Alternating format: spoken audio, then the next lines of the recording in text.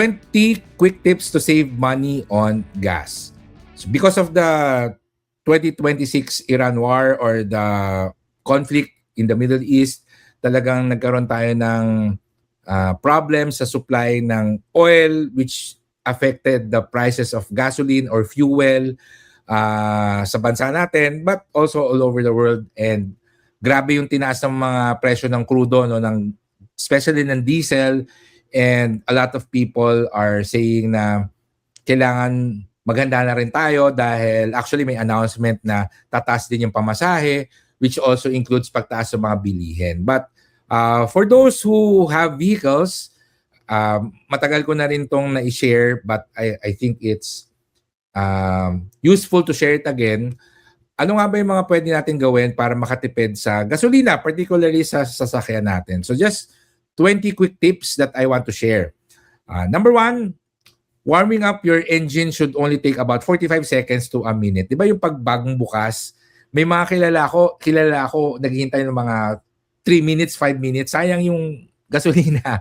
Wag mo lang ihaharurot kagad yung sasakyan. So just start slow, no? Mabagal lang muna sa umpisa. Pero yun nga, 45 seconds to a minute na warm up, that's usually more than enough. Tapos mabagal lang sa umpisa.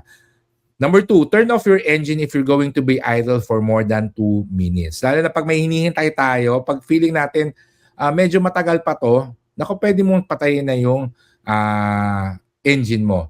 Pag magpapagasolina ka, di ba minsan ang tagal ng attendant, ako pinapatay ko yung kotse kasi minsan ang tagal ng attendant tapos naka-idle ka doon, so gumagamit din ng gasolina yon. So patayin nyo na siya. Plus minsan naman talaga, 'di ba, sasabihan ka ng gasoline attendant na patayin din yung sasakyan mo pag nagpagas siya. So turn off your engine if you're going to be idle for more than 2 minutes. Eliminate jackrabbit starts. So accelerate slowly when starting from a dead stop. So keep a steady speed when driving. So that's self-explanatory. So buy gasoline during the coolest time of the day because it's when gasoline is densest and therefore you get more fuel concentration per volume. Kaya ako, madaling araw ako nagpapagasolina. So usually mga alas 12, hindi man talaga madaling araw, but mga alas 12, alauna, yan yung best time din for me dahil wala masyadong pila. Tapos pag pupunta ako dun sa gasoline station na mura yung gasolina, wala nang pila, wala nang traffic. So that's a tip for you. Drive at around 80 kilometers per hour where gas efficiency is best compared to higher speed. So, yes, even sa mga highway, I try to keep it 80 to 90. Yan yung aking speed. And yes, yan yung speed na fuel efficient. Keep windows closed to avoid air drag, especially when driving at highway speeds. I think most people naman talaga, they drive with their windows closed. When choosing between routes, select the shorter one with less rough roads and more straight paths. Okay? Tune up your car regularly and then remove excess weight from the trunk and inside your car. Unless necessary, don't fill up to a full tank. So, pag mabigat kasi yung sasakyan mo, syempre, mas malaking gasolina yung nakoconsume niya. So, pag may mga dead weight ka na may kilala ako, ang daming gamit sa trunk, no? May mga damit, may mga kung ano nandun. Sabi ko, bawasan mo yan kasi pandagdag din yan sa consumption ng gasolina. Tapos yung sa full tank, although ugali natin magpa-full tank, especially pag alam natin na tataas yung gasolina the next day. So, I think that's okay. But if hindi naman talaga, wala naman talagang threat or wala naman talagang schedule na tataas yung gasolina, it's just your regular gasoline purchase, kahit na 3/4, no? 3/4. Kasi yung bigat din ng gasolina, dumadagdag din yun sa bigat, no? So that's unusual and uncommon tip, but that does help you save gasoline, no? Number 10, check tire air pressures regularly. Number 11, distribute passenger weight evenly throughout the car. Number 12, I think this is one of the best ways to save money. Mag-carpool, no? Carpool or just commute once in a while, especially when you're going to someplace accessible to public transportation. At saka sa akin, kapag isa lang naman yung pupuntahan mo, mas maganda na public transportation. So for example, pupunta ako ng Makati, may meeting ako, after ng meeting ko, uuwi din ako. Pwede akong public transport, mag-commute, no? Pero kunwari pupunta ako ng Makati and then may meeting ako sa BGC tapos meron akong dinner sa Quezon City. I think better na may dala ako sa sasakyan kung ganong klase yung schedule ko ng araw na yon. So depende talaga, but if you have a carpooling service sa office nyo or you want to organize one, then that's definitely one of the best ways to save money. Number 13, survey gasoline prices. Favorite ko gawin kapag nagda-drive around the city.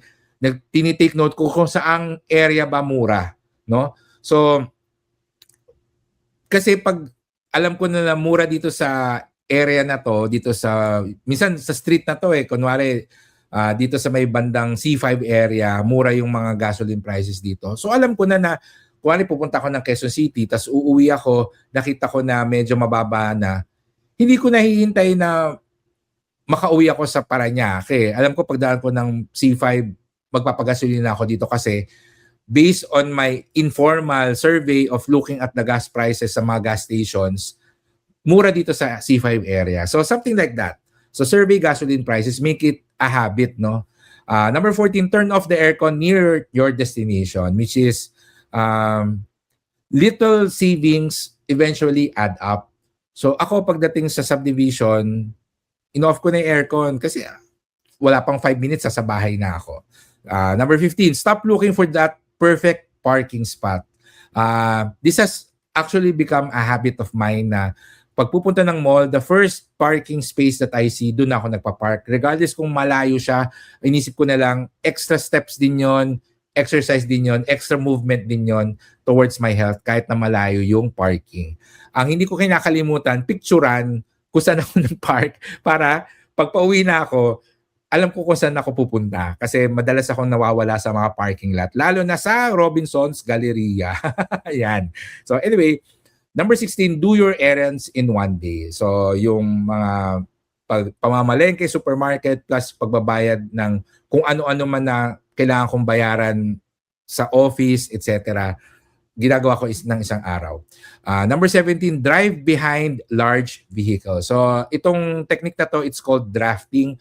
And it is advisable for, I would say, intermediate or advanced drivers. So kung beginner driver ka pa lang, wag mo to gagawin kasi syempre, kunwari may mga container truck or malalaki, tapos alam mo yun, marami sila, and I would advise against speeding sa highway na sisingit-singit ka. So the safe way to drive is 3 seconds behind a large vehicle kasi makakasave ka sa gasolina dahil less yung air drag mo dahil nasa likod ka ng malaking sasakyan. So, but in general, 3 seconds. Ang gawin mo pag may dumaan na poste, bilang ka ng 3 seconds, dapat after 3 seconds, dun pa lang dadating sa'yo yung poste. So alam mo na 3 seconds behind ka nung large vehicle, especially sa highway.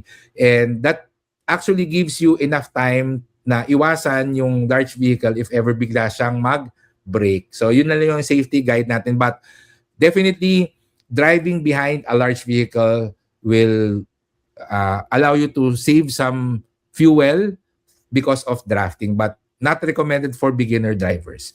Number 18, go to the bathroom before you leave para less stopover sa CR kasi, di ba, gasolina din yun, hihinto ka tapos start ka ulit. So at least tuloy-tuloy yung biyahe mo. Number 19, try less popular gas companies. And tingnan mo kung saan hiyang yung sasakyan mo doon sa mga not so popular companies na not belonging to the big three, di ba? Because they actually have good quality gasoline also. So hindi ko na sasabihin kung ano yung mga na-try ko na, or currently I'm actually using a specific gasoline because they offer discount if you have this particular membership sa isang warehouse club, no, which is our tip number 20, use discount cards. So this particular gasoline company, meron kang X pesos per liter na discount if you're a member of this warehouse shopping club, no? So, yun yung gamit ko. Doon ako nagpapagasolina. Meron akong friend na nasa isang particular gasoline naman siya, gasoline company, because meron silang point system and nakakapag-prepay ka din ng gasoline doon. So, malaking tipid din yun na pag tataas yung gas price ng gasoline, bumibili na siya in advance ng gasoline at today's prices para protected na siya against the price increase bukas or the next week. So, I think yung number 20, medyo kailangan ng konting diskarte and konting aral, research, but definitely it will also save you a lot of money. So, yan yung mga tips natin on how to save money on gasoline, especially kung may sasakyan ka. Very helpful during these times na pataas nga yung price ng gasoline, particularly sa Pilipinas at sa buong mundo. So I hope ay nakatulong sa inyo yung mga binigay ko na tips. Alright, so